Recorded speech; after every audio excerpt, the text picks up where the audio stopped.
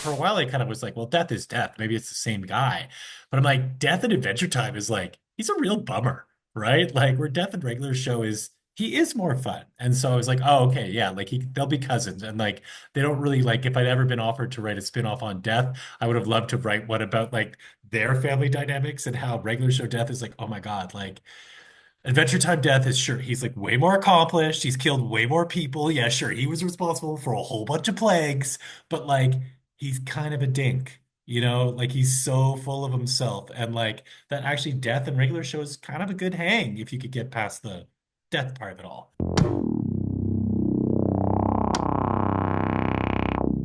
Hello, everyone, and welcome back to the Regular Show Wiki's 15th anniversary interviews. Today's guest is a comic writer who penned the long-awaited crossover comic with Adventure Time, as well as the 2018 special. Please welcome Conor McCreery. Hey everybody, so happy to be here. It's wow, 15 years. I was shocked when you reached out, Jordan, and that it was that much time. You made me feel old. I mean, and I don't want to make you feel any older, but I'm 23, so I was 8 when Regular Show started. You didn't want to make me feel any older, and yet you somehow managed. All right, Jordan, I see how this interview's gonna go. We'll just start from the very beginning. How did you first get into the career of being a comic book writer? Oh, sure. I'm from Canada. I grew up in Toronto, and so I guess when I was a kid, I used to actually. People always ask me like, "Oh, when did you start doing comics?" And it was actually I always think of it as a bit later in my life. It was sort of like a second career. But really, when I was a kid, I used to write and draw all these like bizarre wrestling comics that I would do in my classes. And it was all about me and my friends helping this super student wrestle all the teachers who we gave alter egos to. So one of our teachers turned into a dinosaur. Somebody else was a rhino. Our English teacher and our gym teacher were married, and we just turned them both into just giant mops of hair that were nonverbal, which we thought was funny because one of them was the English teacher. And so I think we probably did like 100 of those at least when I was younger. And so I'd always liked the medium. And when I was a kid, I used to I loved reading comics. And then I think like a lot of people my age, which is older than Jordan, I was kind of taught like, you get to a certain age and you got to stop reading comics, right? Like it's for kids. And so I ended up working as a journalist. I worked in film and television in Canada. And I had an idea with a friend of mine, Anthony Delcall. We created a comic series called Kill Shakespeare.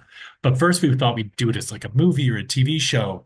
And it wasn't until we kind of dipped back into what was going on in comics that I suddenly realized how many sophisticated comics were out there and that I didn't have to give up the medium. I mean, I could still enjoy all the stuff I loved as a kid. Um, but that also kind of speaks to regular show, which I always look at a little bit in my mind as something like The Simpsons in the sense of it works on so many levels. Like there are so many jokes in regular show and really regular show. I always think of it with Adventure Time because I worked on those projects together.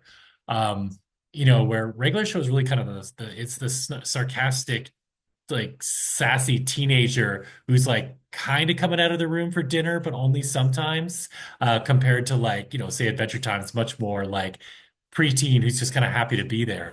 And so, yeah, I started by doing this Kill Shakespeare, and then that got me opportunities to work with things like Assassin's Creed, and on a Holmes versus Houdini book. And then that actually eventually led me to Boom, where the opportunity to work on regular show popped up. So how did that kind of come along? The because your first contribution with Regular Show was the crossover with Adventure Time. How did that kind of come along? How was that? Because I can remember when that was announced. Regular Show had only recently just finished on TV, so it was really crazy hearing that. Oh, it's coming back in comic form, and it's an Adventure Time crossover. The thing that everyone was kind of waiting the whole of the show for. So how did that come along? I mean, so Shannon Waters was the editor I was working with at Boom at the time, and we had been trying to find we'd had a project that almost went, and then at the last second, for a couple of different reasons, it fell apart. And we'd always been looking for something to work on, and it was funny because most of the things that I had spoken to Shannon about that we were looking at were much more serious, kind of work, for lack of a better term.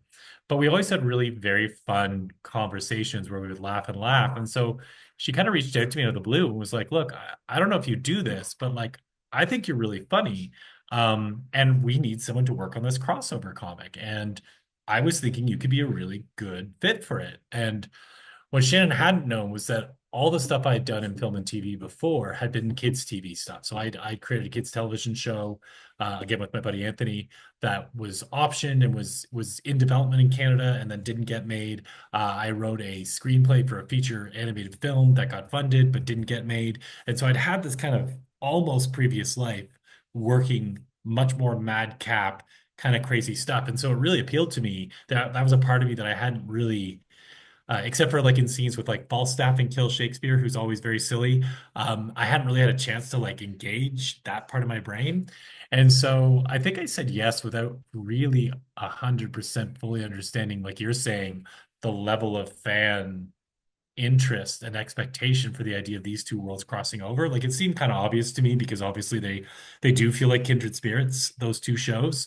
But I don't think I quite understood sort of, at first it came to me as more of a, oh, what a fun idea, as opposed to knowing, I wasn't extremely online in the regular show Adventure Time world. So I didn't really understand how many fans were like, you know, had kind of shipped this relationship already. And I think if I had, it probably would have felt more intimidating because I would have been aware of so many expectations that people had had for a crossover. And the comic itself is great. It's exactly what you'd want from an Adventure Time regular show crossover. Um, how was it though, kind of balancing? Because you mentioned earlier that both shows are kind of similar, but they're also different. How was it kind of balancing the humor and the feel of both shows within one shared comic? Well, I mean, I think so some of that was, I guess, kind of looking at the structure of like how do you put this together? And I mean, so one of the things, I mean, actually it's funny, I found it the other day. I had a notebook where I just started going through as much of the like, okay, well, what did I know about Adventure Time and regular show? Like when I just thought about episodes I'd watched, things I liked, what was there automatically, right? And then it started getting into and I'd seen more Adventure Time than I had regular show. Regular show was not as familiar with, ironically. And so, but the more I looked into it, the more episodes I started watching, and like what are the touchstones, um, I I kind of sat there and was like, okay, regular show is just a bit more mature in every way, right? I feel like the emotional relationships in regular show are a little more complicated and a little more complex than what's in Adventure Time. Adventure Time, I think both shows have a really big heart, which is what I love about both of them, right? That they really are about friendship. And I always do look at Adventure Time as kind of like the carefree friendship you might have had in like your late tween, early teenage years. And then regular show starts being like, oh, like high school and like early university. And like you're dealing with just a more complicated world. Like Mordecai has a job, right? Like, that's why in the book, one of the big things I wanted to use was to pull back what I thought was one of the most interesting conflicts that Mordecai and Rigby had, which was this idea of Mordecai going to school. And like, that's a very grown up idea of like leaving and going away in a way that Adventure Time doesn't deal with that kind of thing in quite the same way. And so I think the having it was important to me early on, this idea of like, what do you do if you're basically you're doing a superhero crossover story? Well, what does a superhero crossover story have to do?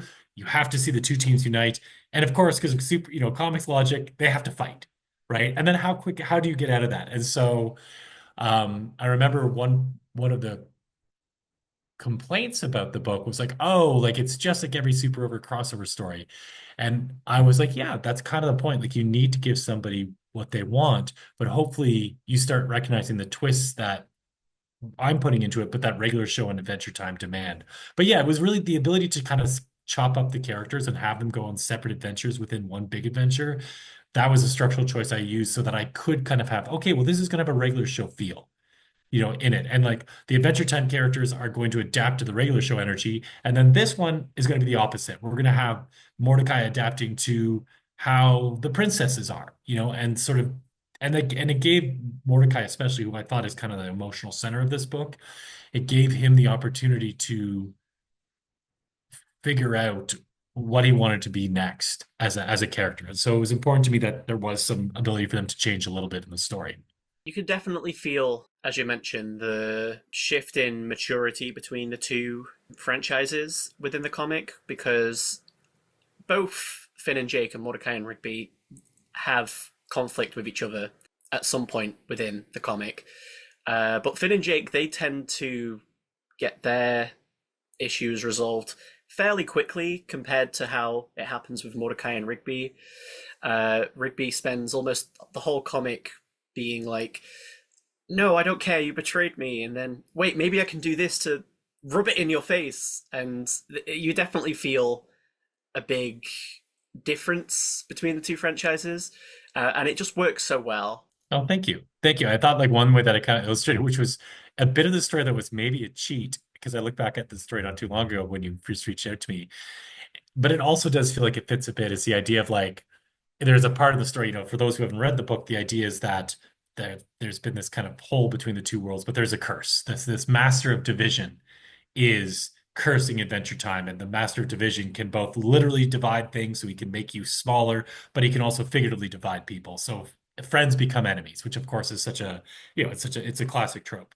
Um, and so, of course, I wanted Rigby and Mordecai to have that. But the great thing about Rigby, because he's all id, is he doesn't need a curse to feel slighted or to like, be like, oh, like you're my enemy now, right? Like he's very loyal, but he's like very selfish and very like hair trigger. He's like such a fun character to write. And I'm trying to remember where I was going with this, but the the opportunity to give Rigby a chance to really have to like look at himself because that's one thing he doesn't do a ton of. Where, like you said, in Adventure Time, Finn and Jake, there's more, weirdly enough, there's a bit more introspection where Rigby doesn't have a lot of that, and it was an opportunity for me to let Finn and Jake's more, basically unshakable friendship serve as a bit of a maturing point for Rigby in his relationship with Mordecai. And so yeah, it was fun to get to kind of play those things off of each other, but also just to let Rigby just be like totally like, oh yeah, like you have other friends. Well, I'm going to show you how much better I am because of course that would be Rigby's ultimate, that is his ultimate fears. He's going to lose Mordecai. And a big thing that the comic actually ties into is the regular show movie, where Mordecai names one of the biggest betrayals Rigby's done as being Mordecai's rejection letter. And it's always great within the comics, because I love the comics separately to the show, but it's always great when they do have that tie as well. And there's other things in it, like you've got the hammer and the destroyer of worlds in the 8-bit, in the video game world. There was, I mean, the big connecting thing that like they're looking for is the power. So I thought it Yes. was great having all those references. And another interesting thing that I love that comes out of the comic is the insinuation that Death from regular show is cousins with Death from Adventure Time. Yeah, that was just like I was, went in there and I was just like, oh, that would be like because they are such, they are very fun characters. And for a while, I kind of was like, well, Death is Death. Maybe it's the same guy. But I'm like, Death in Adventure Time is like he's a real bummer, right? Like where Death in regular show is he is more fun. And so I was like, oh, okay, yeah, like they'll be cousins. And like they don't really like if I'd ever been offered to write a spin-off on Death, I would have loved to write one about like their family dynamics and how regular show Death is like, oh my God, like Adventure Time Death is sure he's like way more accomplished. He's killed way more people. Yeah, sure, he was responsible for a whole bunch of plagues, but like he's kind of a dink, like he's so full of himself. And like that actually Death and regular show is kind of a good hang if you could get past the death part of it all. Which is why, yeah, that was one of my funniest, most the things I enjoyed the most was getting to write was putting death in there and the fact that everybody was okay with it. Because of course with these things there is still a little bit of like, even though regular show had just come to an end, and Adventure Time, I think it had ended. I can't remember if Adventure Time was in their last season or if they'd been over for a year or something. I can't remember now. So there wasn't too much of this like, oh, you can't do this because in the future we need this character or this. Like I had a lot of freedom, but even still, you're never quite sure which of your weirdo ideas are going to be like the right wavelength for, Pendleton and the whole team, or which are going to be no, you can't do it. And so I was really happy when they were like, oh yeah, Death has a swimming pool. Like, sure, why not? Let's see Death at his swimming pool. Another thing that I noticed as well is this comic is maybe ironically the most we really ever get to see the character of Celia. In the show, she has a few appearances, but she's not really ever essential to the plot. Whereas in this, there's we get to see like a whole new side to her. When you're doing something like this, I feel like you are still a bit constrained by like, Mordecai's Mordecai, Rigby's Rigby. Like you can play with these characters a little bit. And so one thing for me that I wanted to be able to do, and I've always, I guess I love this in like the big picture term of like superhero comics is when somebody takes what you would say is like a B or a C level hero and then comes up with a really fun rich adventure, right? And and it's 6 episodes, and you're like, oh man, I never thought I was going to read something about Stiltman, but like, whoa, this Stiltman fighting the insurance industry is like, got me right here, kind of thing. And so Celia was somebody who, often I guess there was a bit of that notion to me of like, oh, the girlfriend trope where they don't really get fleshed out. And there were little bits and pieces, like the idea that she had been an EDM like DJ. Like there were little bits and pieces that were strung out throughout the show where you're like, okay, so there is a bit of character here. And yeah, and so I wanted to build that up, and I wanted to have a character that I could do something with and really just do something new with. Like that would, for me as a writer, that's satisfying. Mordecai and Rigby and everybody, I hope what I did with them and with Finn and Jake is feels fresh and doesn't feel like an adventure you've seen 1,000 times before, but still it's going to be within a certain scope of what those characters are. So Celia really gave me an opportunity to make somebody who's a bit tangential and to give her a bit of a starring role and to let her be like, I guess in the canon of regular show, like this book is kind of the defining picture of who she is as a character, right? Because she hasn't been explored that much. And so that tickled me. And just also High Five Ghost is like such a fun character. And I wanted to have a chance to like dive into to dive into that side of him because you don't really get to see him as a partner, right? Like he's such a quirky character. So I want to kind of be like, let's see something that really matters to him and let's see him as a boyfriend, which was, kind of fun for me. Because the comic starts off with Adventure Time, with the Adventure Time universe, and then it jumps over to regular show, and instantly it's got like one of my favorite jokes in the whole comic, um, where Mordecai is saying to Benson, "Oh, what happened to Thomas?" And then Benson's like, "Oh, nothing, nothing unholy." Yeah, poor Thomas. Also another character. I originally wanted to have Thomas to have a bigger role in that book, and there was just no space for it. But yeah, no, and I know, and for that, like, I wanted to start with Adventure Time because, like, that's where a big bad was, and I felt like Adventure Time was a better universe for a big bad because Adventure Time has a bit more in the ways of big bads, and so this idea of somebody who is trying to destroy, you know, divide everybody and take over, that felt very Adventure Timey, and that, Princess, and then having, Princess Bubblegum, it made sense to me because she's your science tech. She's the both somehow the heroine and the person in the chair that like she would find a way to send our heroes for help. And like you said, the power was one where when I was looking through, I'd forgotten that episode. I don't think I actually watched regular show at the beginning, so that was a new actual experience for me. Like the power and this wizard and like how like it's like this ultimate power that it just kind of gets like tossed like it's like so many things in regular show it's never really mentioned again, and so that seemed like a very fun Easter egg for people who are big fans of the show, but also was just so easy to explain that like, oh, it's a power and it's like so if you knew this backstory, hopefully it was very satisfying, but if not, it still made sense. And yeah, and poor Thomas. Yeah, that was that but yeah, that was also one of my favorite little like little jokes as well. There's just such fun characters because so they all have such totally different viewpoints on things, and there's a lot of opportunity to have fun with the humor of the dissonance of all these characters. You just said that there was some stuff that you wanted to do a bit more with Thomas. Was there anything else that you wanted to maybe explore in the comic that you didn't get the chance to? I mean, I wanted to do on the Adventure Time thing with Ice King. I wanted to do a little bit more. Like that's the other thing we kind of spend a bit of time is with Ice King and his history and trying to find out what happened. You know, like we know his connection with like what happened before the world was destroyed. And I really liked him and Marceline have a really nice relationship, which you see every once in a while on the show. If I'd had space, I think I would have wanted to spend a bit more time with Ice King, kind of, you know, like you get it. I think it works in the book, but in a perfect world, I would have had more time to really spend with like the emotional impact of like wondering if maybe somehow this crazy adventure had brought you home, you know, and to make those stakes a little bit more. Like it ended up with Marceline, you know, was it worked with her being like, look, if you want to stay here, I understand, but it would have been nicer to maybe have been able to put more on that. So for it to have been more of maybe a temptation for Marceline as well. Um, but they're just, you know, there's only so many pages in the book kind of thing. So you've been writing comics for 20 years. What is your writing process like, and has it adapted over that time? Oh yes, for sure, for sure.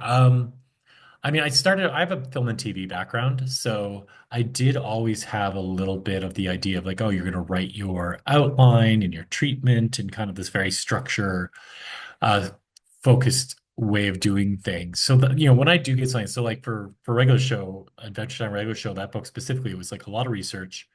And then I was trying to figure out like what I thought the big arc was going to be.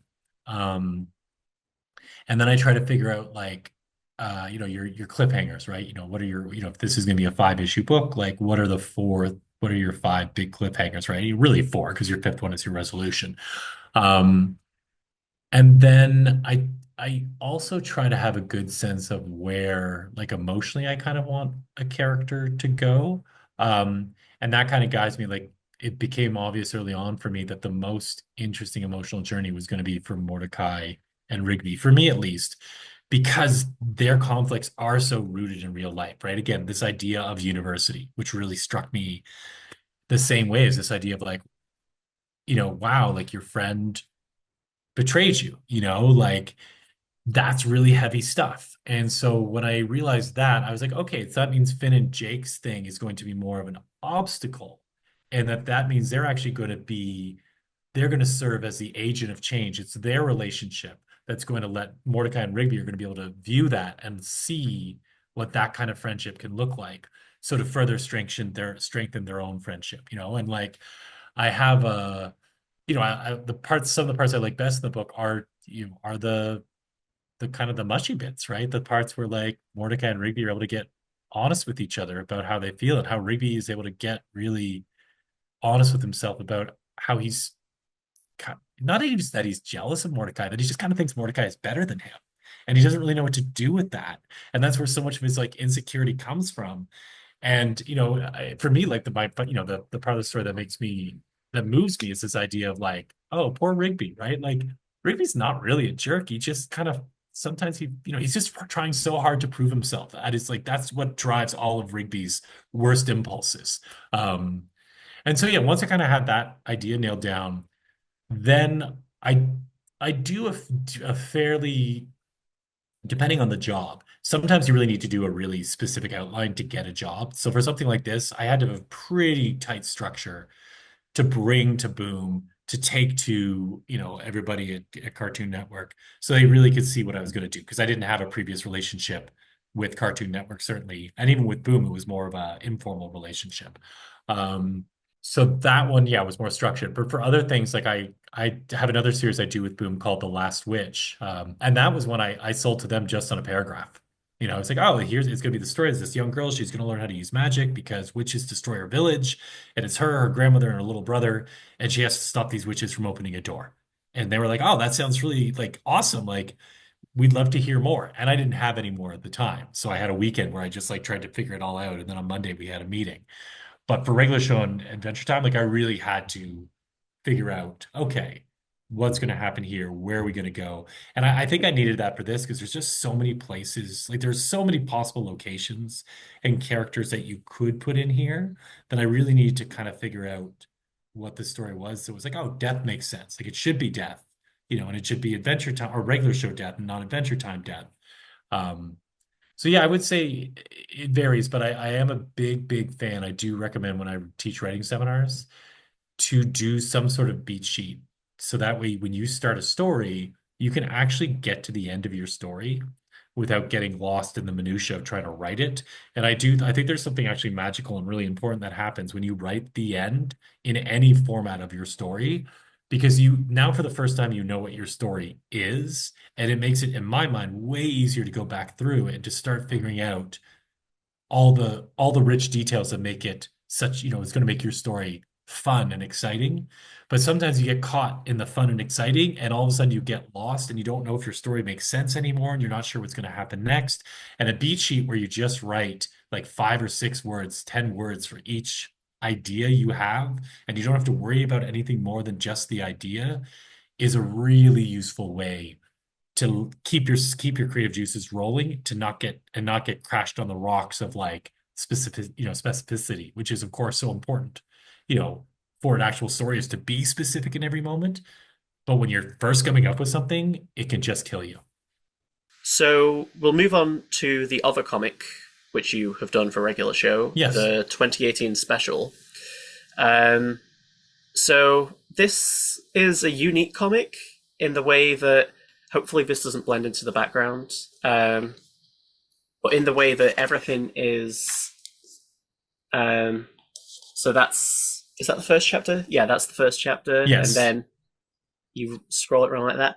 Was that your idea initially going in, or was it something that Boom wanted to do? Or So that came from so in the if you in Adventure Time versus regular show, there is that section where the two worlds come together for the first time.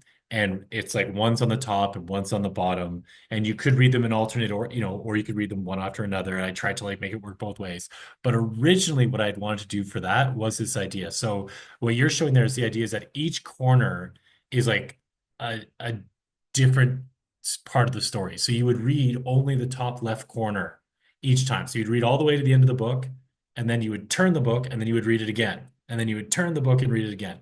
And originally I'd wanted to do that for the Adventure Time regular show because there's this time vortex that pulls them through. And I thought that would be like really cool. It was going to be for like one, I don't even know if it was going to be for a full issue. I think it was going to be for a full issue. Anyways, while the people at Boom and Cartoon Network were like, "Oh, wow, that's so cool," they were also like, "Not in this book." They're for a bunch of different reasons.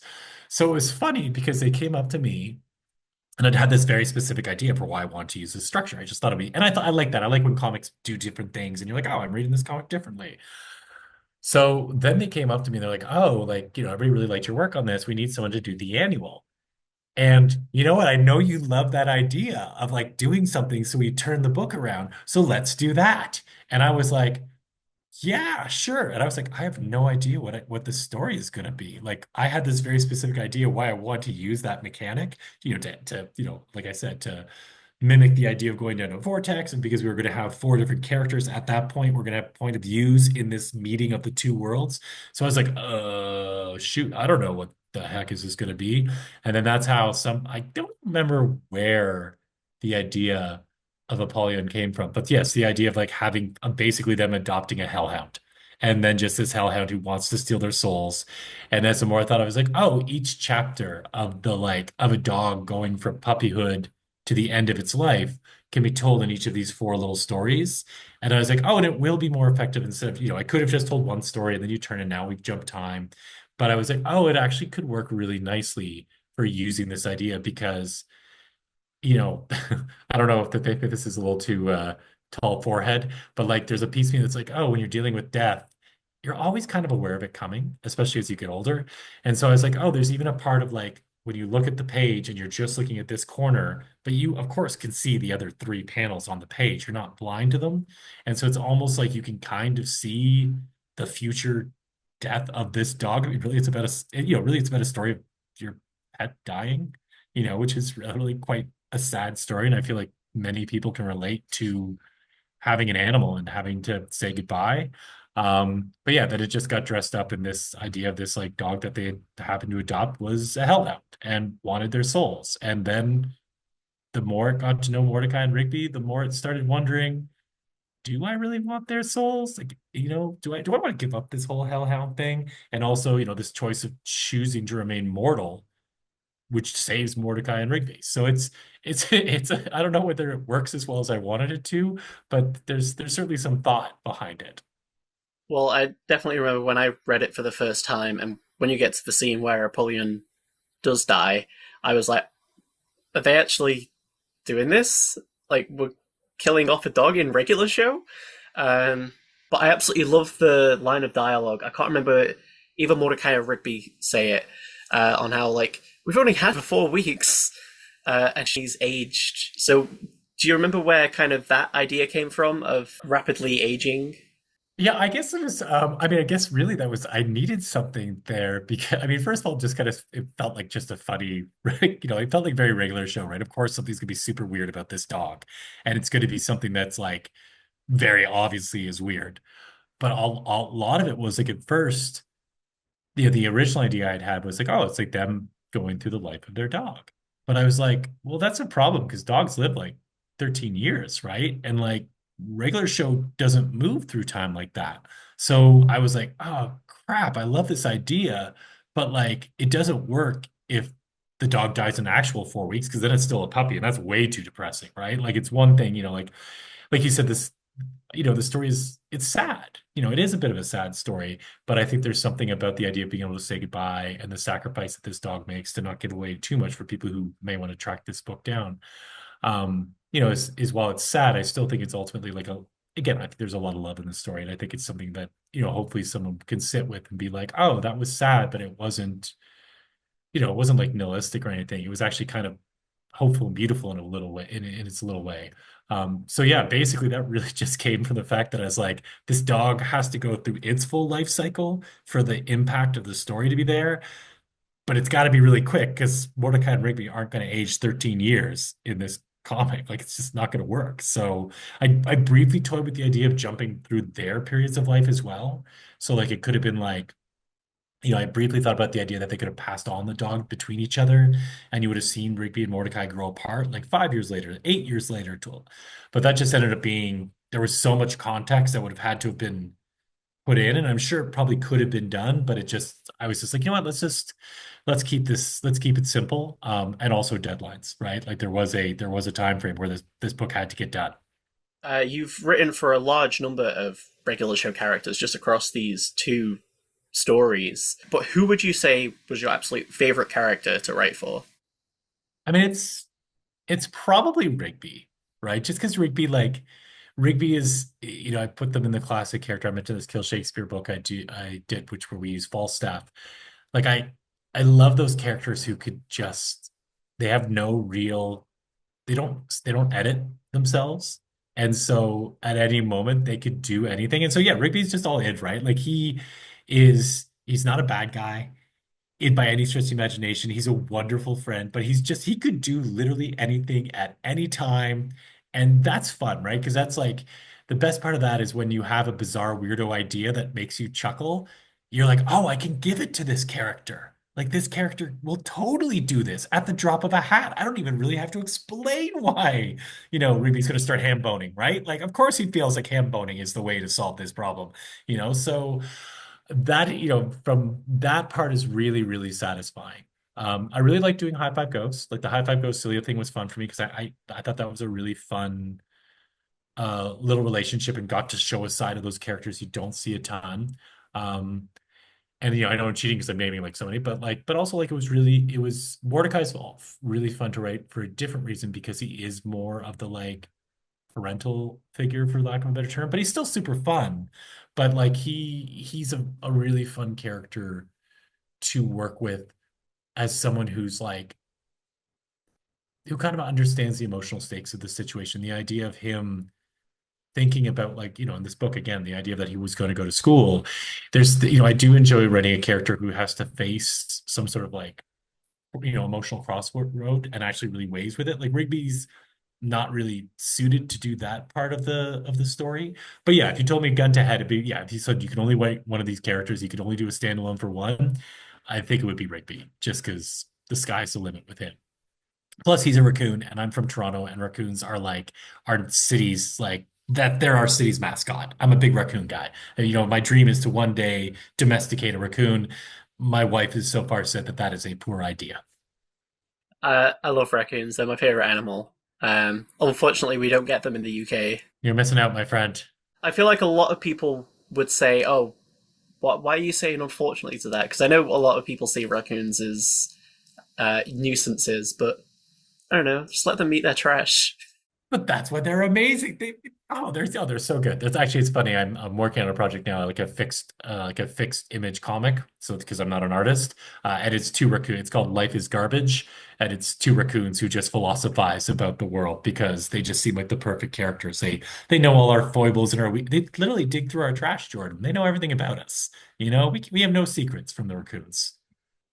Also, and they basically have opposable thumbs. So like if anybody like I once actually years ago I once wrote a thing for Simpsons, before I realized the Simpsons didn't really take episodes. And it was about how dolphins and raccoons were going to come together as the evolutionary next step. Dolphins because they're so smart, and raccoons because they have opposable thumbs. And like obviously, like sure, you've got all the those simians, but like they're not going to help. They're doing their own thing. And so I was really mad years later when The Simpsons actually had an episode with like dolphins and special like water breathing suits that had actually tried to take over the world. And all my friends were like, oh my gosh, The Simpsons stole your idea. So yeah, I've had a long history with raccoons. So that's Rigby's probably got it from an emotional perspective right then and there. So outside of raccoons, and um, you mentioned earlier, kind of having superhero comic crossovers being an inspiration for the crossover comic. What would you say are your main inspirations for behind the writing that you do for all the different types of comics, like outside of regular show and Adventure Time as well? I mean, it really depends, right? Like, I mean, the Kill Shakespeare one is obviously me being like, growing up in Southern Ontario, we had the Stratford Festival, which is probably the best North American Shakespeare festival going. And so I grew up with teachers who made Shakespeare super accessible and like made you think like, oh wow, Shakespeare's actually kind of superhero-y himself, right? It's like witches and monsters and like dirty jokes. And so um I always kind of had a love for Shakespeare, but it really just kind of depends. Like the last Witch series I'm doing, I'm Irish Canadian, and so I read a lot of Irish fairy tales when I was a kid. I was really interested in Irish mythology, and Irish mythology is kind of dark and a little bloody and like it doesn't always work out well for the heroes. Like it is a very, like a lot of European fairy tales, like the original fairy tales are actually quite dark, and Irish mythology is very dark and very, there's probably all sorts of cultural reasons for that. So that would be influencing for that. I've just finished a book for HarperCollins, a graphic novel about a African musician named Fela Kuti, who's kind of like the Bob Marley of Africa. And so I dove deep into the music. But I mean, as a kid, I was a fantasy adventure nerd. I was into Dragonlance. I was a D&D kid. I loved reading Robert Aspirin and the myth books and all like the weird sci-fi or weird fantasy comedy. I was a pretty nerdy kid in every facet, and so I think those probably, if you scratch me, the real formative stuff is the grand epic type stuff, right? And so whenever I do a story, even this Fela Kuti book, which is, really it's meant to be a biography of this guy. But the artist, and I working on it, we kind of turned it into a magic realism take. We brought in the Nigerian spirit world, and it ends up becoming quite a trippy take on this guy's life. And I think that's because, yeah, my formative stuff were these big, grand adventures with flawed gods, and I love the Belgariad, all those kind of books. So I think that's probably I'm always a little attracted to the idea of an epic. That's probably why, the regular show Adventure Time, it was a pretty big in scale. It was meant to be a bit of this grand epic, but at the core, I'm also a big indie movie fan. Like 90s indie movies is kind of where I cut my teeth. And so these very small, closely observed stories, and there's so many of these like very tiny stories that I love. So I think for me, it's that combination of wanting to have a big like tapestry to play with, but then to make sure it's really about a very specific, hopefully very recognized. Again, like Adventure Time regular show, it's this world-changing, crazy stuff, and the master. Well, the bad guy really just wants wants to rekindle a friendship that one of the Adventure Time guys doesn't even remember they had, which sucks to be. Like, who hasn't been that person who's like been to a party and hit it off with somebody, opposite sex, same sex, doesn't matter. And then you run into them like a few weeks later and you're all like, hey, man, what's up? And they're all like, oh, hey. And you're like, oh, I actually thought we were becoming friends. And you were just like, you were nice at that party. You were like, I don't think you were being disingenuous, but it meant a lot more to me than it did to you. And that's like humbling. So that's kind of what the villain is dealing with. And yeah, again, Mordecai and Rigby, it's just this idea of like being apart and like, how do you deal with that? And so, yeah, I think that is kind of the combo for me, epic with a very small, specific emotional core. So Adventure Time has recently had a new revival with its comics with Oni Press. So there's been a lot of speculation online about whether this means regular show could potentially get a new set of comics from them as well. Essentially, if you were ever asked to come back and do a regular show comic, would you be interested? And what kind of stories would you want to tell without spoiling anything that could come up in the future? Oh, for sure, for sure. Like writing regular show is a lot of fun. I would 100% love to get to play in that sandbox again. Um, I'd have to do some thinking though, I guess, it'd be interesting. I guess with a lot of these things, there is a bit of an idea of like how they want to reboot and sort of like the best reboots, I think, is once there's this idea of like, hey, we kind of have this specific vision for how we want to reboot this project. Um, and so then for me, it would be one of the things I actually like doing is getting to play within somebody else's like set of rules. But yeah, I don't know. I mean, honestly, for me, having done a story that focused a lot on Mordecai and Rigby, I would probably be really interested in getting to do something that let me put some focus on some of like Muscle Man. Like I didn't get to do really anything with him in Adventure Time regular show. Like he's actually honestly like kind of vestigial as a character in that book. So he would be fun to do something with. But yeah, I don't know. It's a great world. I'd have to do more thinking to really get a sense of like what would be the best story. I bet you if I dug up my old notebook, because it's been quite a while since I worked on that book, I had a whole bunch of other story ideas that I was going to pitch. So I bet you if I reread some of those, I'd be like, oh yeah. Um, but right now, yeah, I'd have to say, you'll have to pay to find out, Jordan. You'll have to buy the first issue. Have you got any advice for people that want to make it into the industry? Yeah, for sure. I mean, I think if like the best practical advice I can give is you want to have something that shows your work. And so I did not follow this advice in the sense that we started with Kill Shakespeare, which ended up being this 5-book series, and we're actually relaunching and bringing out new books.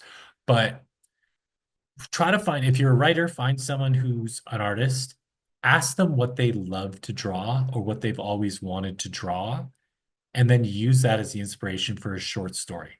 Because A, it's a good test of your creativity, but B, it's going to kind of guarantee that this artist is going to draw this short story. Because one of the hardest things that happens is people get busy, real life intervenes. But if they've told you, for lack of a better term or idea, I've always had this weird image in my head of like somebody looking through a keyhole and seeing like a body, like somebody's in a big tub and their arm is out and there's blood everywhere. Right? I don't know. That's just my thing. I don't know what that story is. Great. You're the writer. Come up with that story. Or somebody's like, I love drawing dinosaurs and robots. Cool, right? Like find something that you can do with that because once you start having a few pieces that show your ability to write for the comics medium and that you understand that like at the end of every page you need to have something that makes people want to look to the next page or turn the page. It's not just turn pages, it's every single page you want to have some sort of mini cliffhanger, a question really. Um, then it gets a lot easier because now you have something to show people. Because the dirty secret in the comics industry is, of course, finding, telling if an artist is good is much easier because they have their work and everybody's looking for artists because of course artists work more slowly because of the nature of what they do in the industry. So you always need more of them than you do of writers. So you really need to have you really do want to make yourself a little portfolio. And if you can work in different genres with different ideas, that's a really good way to go forward. And then the other thing I would say is if you're not somebody who's ever really familiar with what a beat sheet is, do yourself a favor, do some research, and the next project you're kind of kicking around, try using that beat sheet mechanic. I think for most writers out there, it will be a real godsend. It'll be a real eye opener in terms of how a lot of the negative pressure of writing gets taken off your shoulders, and you can just focus on the fun part of brainstorming and coming up with cool ideas and writing it down, going back and changing it because you come up with a better idea, but you haven't written a 6-page scene that now doesn't make sense anymore. You've just written like 2 sentences. And, like for example, in Kill Shakespeare, there's a scene where pirates attack, and I always tell people, we write the beat sheet of the pirates, and we say it's 2 friends go overboard, but we don't even say who they are because it didn't matter. It just mattered that Hamlet lost 2 friends. And then of course, as we did it, we're like, oh well, it's going to be Rosencrantz and Guildenstern because that's who's in the actual play. But if we decided we didn't want it to be pirates and we wanted it to be like, I don't know, killer whales for some reason, like you're literally just deleting the word pirates and replacing it with killer whales. And if you decide it's not Rosencrantz and Guildenstern, you haven't written a whole big 10-page scene with all this great dialogue, and now you've fallen in love with it. And the part of your story brain that doesn't want to kill your darlings is like, no, no, I have to keep it. Well, you don't. But when it's a beat sheet, you're not attached yet. You're just serving the story. And then once you serve the story, then you get to do all the fun, fantastic things that make you chuckle or laugh or like, oh man, I can't wait until somebody reads this. They're going to be so grossed out, whatever it is. So those would be my two big pieces of advice. That's great. And as we're starting to wrap up now, I'd just like to ask, is there anything that you've been working on recently or anything that's coming up that you'd like to promote? Sure, for sure. So, I mean, as I've mentioned a couple times, I do an all ages adventure series called The Last Witch. If you're a fan of things like The Dark Crystal or The Secret of Nim, or like Irish fairy tales that are kind of scary, The Last Witch book 2 is out there. It is an all ages book. If you love fantasy adventure, just as at any age, you can read it for sure. If you've got a young reader, kind of age 8 to 11, I promise you, they're going to love this book. I have literally thousands of readers who have reached out to me whose kids like love this book. And yeah, it's basically about a young girl who learns she can use magic, and her brother, her bratty little brother, and her cigar smoking grandmother have to stop this coven of witches from destroying the world. It's set in medieval Ireland, and it's kind of like Avatar: The Last Airbender with just the right amount of child cannibalism. Because if you got witches and no kids get eaten, how do you know they're really witches? And it's for kids. And the other one that's coming out this October is this book about Fela Kuti. Again, he is the Bob Marley of Africa. Did 60 albums, married 27 women, was arrested 200 times, and started his own country. Fela Kuti is he's an absolute music legend. Miles Davis said he was the future of music, and he lived an incredible sex, drugs, and rock and roll lifestyle while also fighting the Nigerian military government at every turn. He is just such a fascinating picture of a brilliant driven musician who also was unafraid to speak power to truth, who is also deeply, deeply flawed, but very, very funny. And so that's a book that's going to come out with HarperCollins in the fall. And then yeah, there's some more things, but they're a little farther off in the pipeline. And if anybody out there wants to follow me, you can always find me at The Real Connor on Instagram or Conor McCreery on Twitter. I'm also on Blue Sky, just starting there. But yeah, if there are already aspiring writers who want to ask a question, can't promise I will respond right away, but I do respond to all those because people were really good to me when I started out, and so I'd love to try to help other writers as they're starting out as well. That's great. Connor, thank you. Thanks so much, Jordan. I really appreciate it. Thank you once again to Conor McCreery for joining us for this interview. Once again, make sure to follow Connor on social media at The Real Connor, and check out his new book, The Last Witch. All links will be available in the description. Next time, we'll be speaking with Benton Connor, Regular Show's longest running storyboard artist, boarding over 60 episodes across all 8 seasons. Here's a preview. It was a good sign to see like merchandise come out of it because that's when you know the show's doing well. Because like sadly, like a lot of other shows didn't get that kind of like recognition on Cartoon Network. It was hard to like find a lot of like merchandise in certain places. And it just depended on like if the show was getting promoted or not. And sadly, Cartoon Network like was very like choosy with like how they like picked and like chose like which shows to promote more. But yeah, regular show and Adventure Time, like we definitely we got a lot of really good promotional stuff out of it, so that was good. Like billboards, it was really cool to see like billboards of the characters and everything. That's when I knew like, okay, we're on the right track. We got a billboard finally.